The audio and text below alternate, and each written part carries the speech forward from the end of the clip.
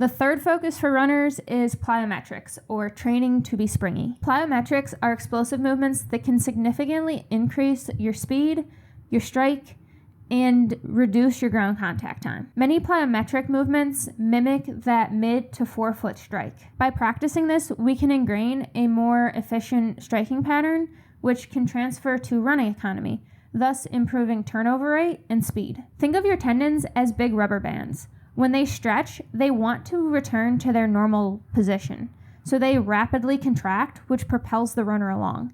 And we can train this to be even more efficient. All right, runners, this is one of my favorite demonstrations of how plyometrics and being springy relates to better running economy. So we're gonna start out, put your feet under your hips, and we're just gonna start bouncing up and down in place, really pushing through those ankles. If I turn sideways, right, we can see I just kind of can spring up with the momentum from one jump into the next. I don't really have to use a ton of muscular power to create the next jump. Right. So now this comes into play when we already are utilizing that slight forward lean when we're running, right? Most coaches talk about that slight lean coming from the ankle. Usually it's about a 7-degree lean that they refer to versus the hip. If we bend at the hip, this doesn't work quite as well. So I'll take a step back so I don't go out of frame. I'll start hopping up and down and then add that slight lean that I can move forward without any more effort than what I was using to go up and down. And do the same thing from the side, start hopping and add that lean, and I move across your screen.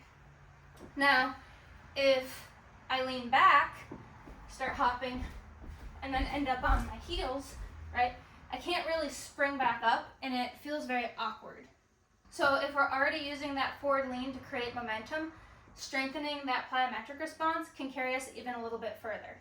So how do we train this? The simplest way is submaximal and maximal pogo hops. Just like we did in the demonstration, stand nice and upright, shift your weight to the ball of your foot, and hop up and down in place for 10 to 20 reps. Take a minute, minute and a half rest, and then repeat this for 2 to 3 sets. Submaximal are the ones that we want to start with. These are the ones that we're just making sure that we're getting off the ground.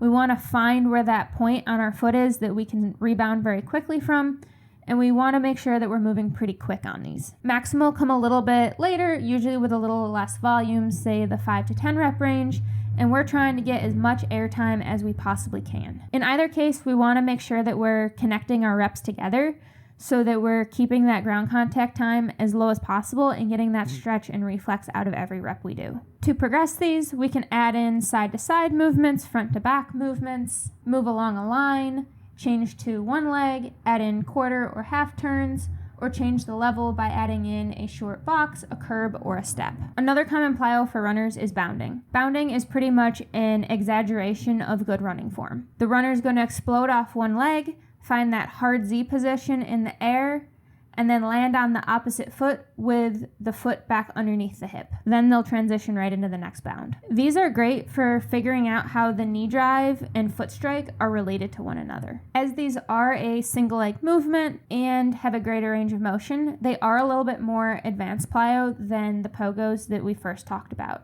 That doesn't mean that they're unattainable for most runners. We just want to make sure we're using caution, using appropriate rest time, and keeping the volume relatively low. While more advanced plyos, such as counter movement box jumps, can be beneficial to runners, especially when we're talking about the speed in which the entire leg contracts, we don't want to overlook the low-hanging fruit of those pogos and bounding. And remember, plyos are meant for speed. They're not meant to be conditioning. Once you start feeling slow or sluggish, it's time to be done with them. More is not better when it comes to plyos.